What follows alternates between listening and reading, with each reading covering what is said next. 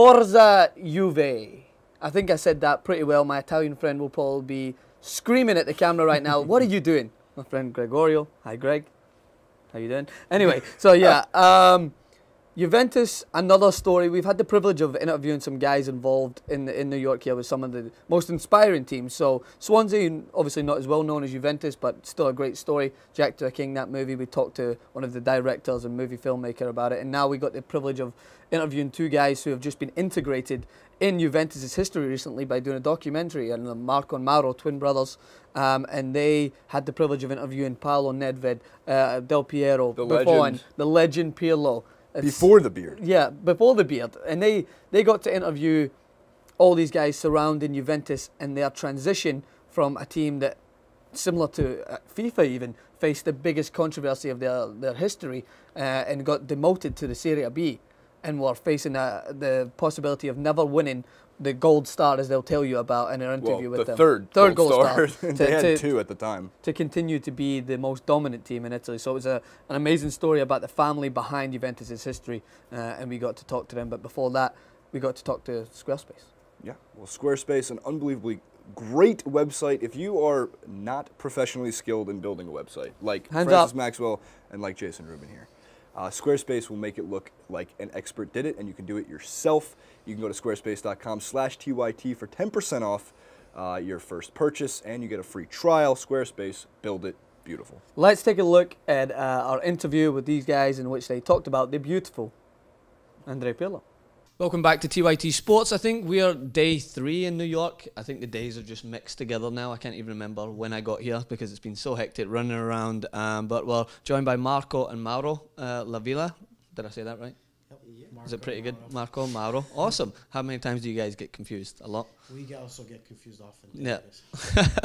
Well, I'll do my best to make sure I stick to it. So we're here to talk about Black and White Stripes, the Juventus story movie that's going to be at the Kicking and Screening Festival. Obviously, a lot of eyes are on this movie.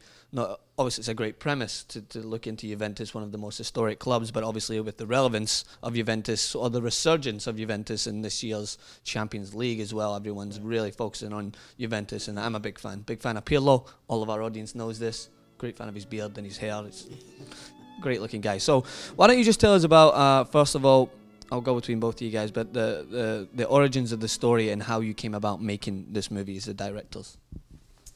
The premise was always to do something that to honor our dad. Yeah. And growing up Bianconeri, basically, it was a no-brainer for us to do the first feature-length film on Juventus, because we're big Juventus fans, and more so our biggest passion is cinema, which is what we really do. Yeah. And at one point we said, you know, we got to tell this story, we got to do this right. And we thought, though, maybe not doing the history of might be a good idea. Yeah. Just starting in 1897 and going forward was sort of like too encyclopedic, perhaps a little academic. So we wanted to do something a little more entertaining. And so that's when the story search began. And that involved, you know, at least 2 years of, because knowing a lot about the club beforehand is one thing, but then looking for a feature-length story that's going to really bring out the true character of this club is a whole other ballgame. Yeah. And so I guess that's a question that I just wanted to elaborate on is, do you think that your movie captures the character of Juventus? Because we, as a neutral fan of the game as a whole, Juventus has always been a club. I mean, their name is the old lady, right? And it's just, they're a historic club. So do you think that your movie does a good job of capturing the character of Juventus whilst telling a story? Well, basically, we wanted to find that one story that says it all about the club, and we you know, it was clear to see that the Agnelli family's relationship with the club since 1923, in nearly 100 years, was, you know, somehow one of the most unique things about a club in Italy and probably worldwide in any sport, not only soccer. So that 1923 till today is a long time, and, you know, that would be the history of, there's a lot of stuff out there about that. Yeah. The story that we thought we would want to focus on is the one that tested that relationship the most. So what could rip the two apart more than ever. And when would that time period be? So we zeroed in on 1981 till 2012. And, our story ended up being the story of the third gold star. The gold stars are basically every 10 championships in Italy, you put a gold star on your jersey to signify 10. In 1981, there were 3 teams with gold stars: Juve, Inter, and AC Milan. 1981, Juventus was also at 19 championships, so they were 1 away from getting their second gold star. Put them above all the other guys. So the film begins there, and then we tell the story as it moves forward. Sadly, at their 29th cup, there's a coincidental scandal that occurs, and the team, and the family's relationship is tested more than any other time in the history of the club or family. So that's what the story's about, and they're trying to get their third gold star before the Milan teams even get their second gold star. So Juventus's big goal, launched by Gianni Agnelli, was Juventus is going to get to their 30th championship before the Milan teams ever get to their 20th. And so, of course, that all comes back into question when the Calciopoli scandal happens in 2006. And then, the story plays on. So, that's what the movie's about. Do you think that part of the reason that many of the teams went through these problems with adversity and caused, basically, until this season, the downfall of Italian football in a European stance? Do you think it's because of the ownership and how much control they have? Because you just mentioned one there, the AC Milan fans, for the first time in their history, boycotted a game this year because they don't like the Berlusconi reign and they don't appreciate what he's been doing to the club. So would you say that the ownership in Italian football as a whole is part of the reason why there was that downward spiral? Some of the owners, yes, some of them, no, but mostly I think it could be a little bit about the economy also. Of course, in general, times are a little tough right now over there. But no, I think Milan is a very special team. He's AC Milan, and Berlusconi.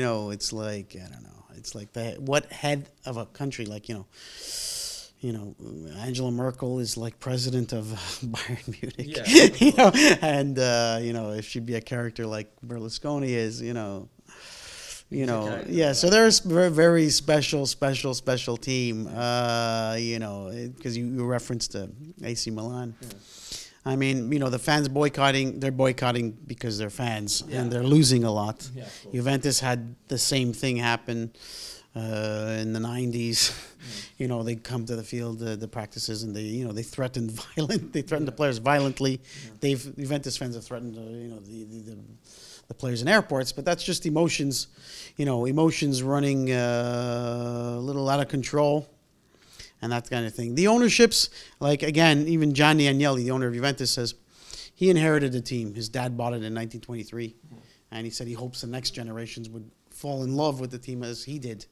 Because his father bought the team in 1923, but Juventus had only one championship. They were like everybody else. Actually, there's Pro Vercelli. That was the big team in Italy. And Juventus started winning. And when he was a kid, they won 5 in a row, the record that still stands today. From 1930-35, Johnny's from 9 to 14 years old, and he fell in love with the team passionately. Business was cars. The team was always been pleasure and passion, and that's where they can express their emotions.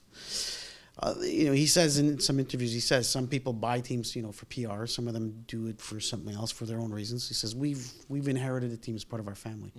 There are some other clubs like that. I believe there are some other passionate owners. I think the Italian league's drop in rank, I think, is mostly due to not adapting quickly enough to the global economy and just the way the world is now. It's like, everything is, after a few eras, things change, and you got to be quick to adapt. The Italian league right now is, in my humble opinion, is suffering from structural issues that being old school. Basically, the structural issues, the way the league is structured, and I'm not an expert on this, but what I can see is it's got something to do with how all the revenue is split up. Yeah. And it also has a lot to do with now the world being this global economy with the internet and everything. Yeah. And teams have to now rely on their fans around the world, not just in their country. Yeah. So you look at like Barcelona, Manchester United, Real Madrid. These are teams that have like 400 and 500 million fans around the world. Yeah. That feed into it, and that feeds into the league. Yeah. Juventus is leading the way in Italy with nearly 300 million fans now around the world, and building a new stadium which reflects reality. You know, infrastructure is important. The way fans feel the game and view the game, it's all important. Everything feeds into it. Italian leagues right now, you're going to some stadiums that are questionably, in need of renovation.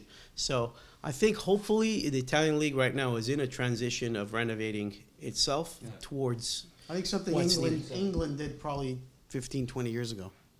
Do you think that's England led the way, where the hooligan situation was out of control in England? Yeah. And Italy was more civilized at the stadium, let's say. Yeah. And now you go to England and there is no hooligans practically. None. None anymore. And Juventus Stadium is probably the first stadium in Italy where the ultras, which are real ultras. Oh, they are.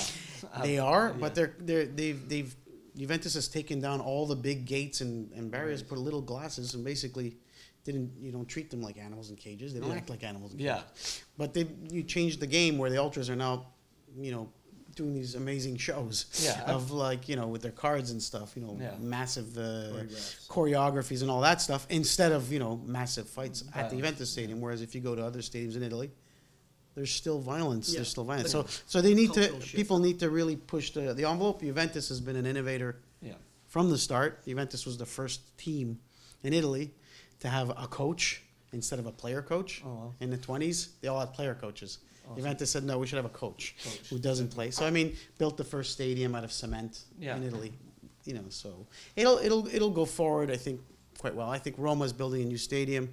Yeah. Inter Milan is maybe renovating. But in Serie A's defense, pun intended, if you look at a league like in Spain where the strikers are scoring 40 goals a season. Unbelievable, Italians, that just tells us that there's it's bad defending. There's no defending.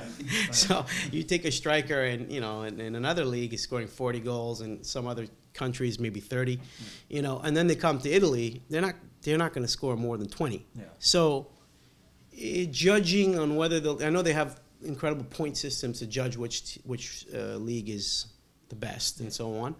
And rank, but Italian league is definitely, I think, the toughest league to score in, and so that makes it look perhaps like a lesser league. But I don't know.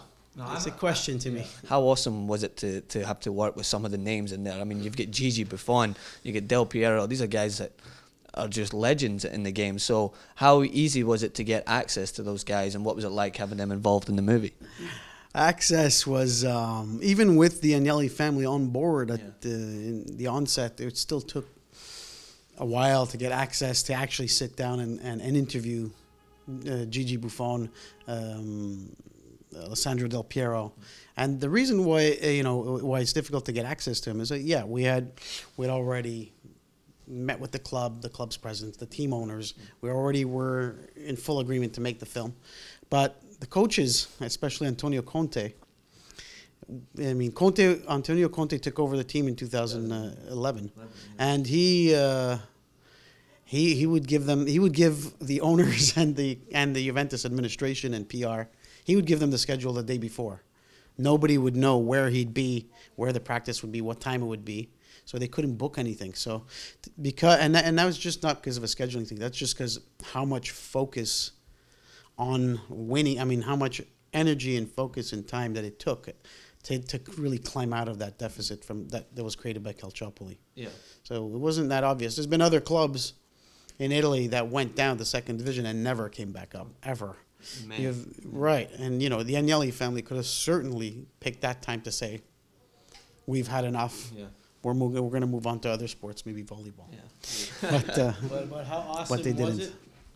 How awesome was it? Well, for two Juventus fans from around, from across the pond, to end up on the field shooting these matches and, seeing Gigi Buffon just like turning around, like giving us a wink or whatever. It's like, it's a little bit, it's overwhelming as Juventus fans to be there.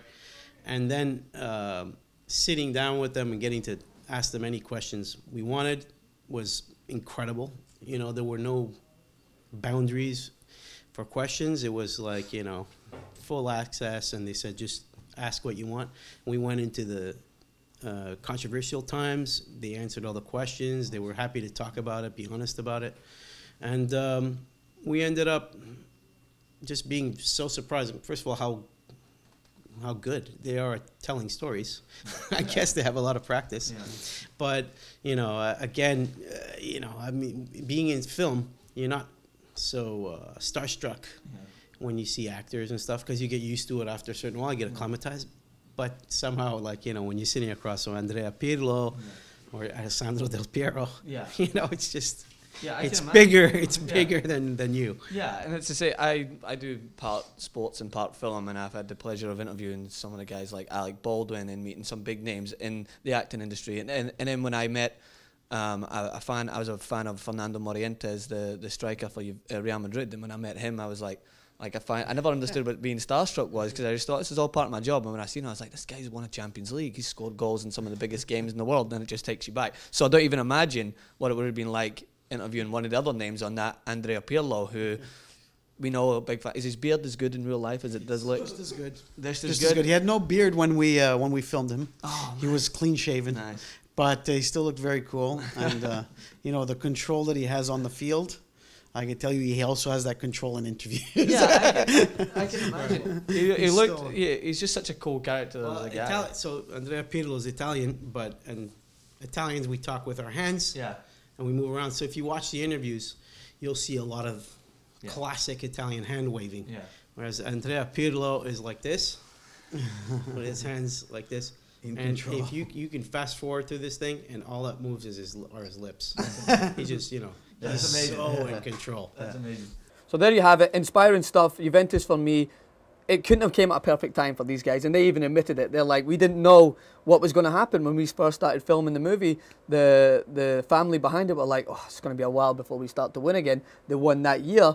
They went on and they have easily returned to being the best team in Italy, going to the Champions League final this year. Yes. So it's perfect timing for a movie to be released on the story of Juventus, because it just fits in with their journey and the players that they're adding. And what was amazing to me is that the guys that they interviewed, from the guys that they interviewed in the past, like Del Piero and even Buffon, who's still there. And then Platini got interviewed in this movie. Platini as well. He had a major role in the movie, especially.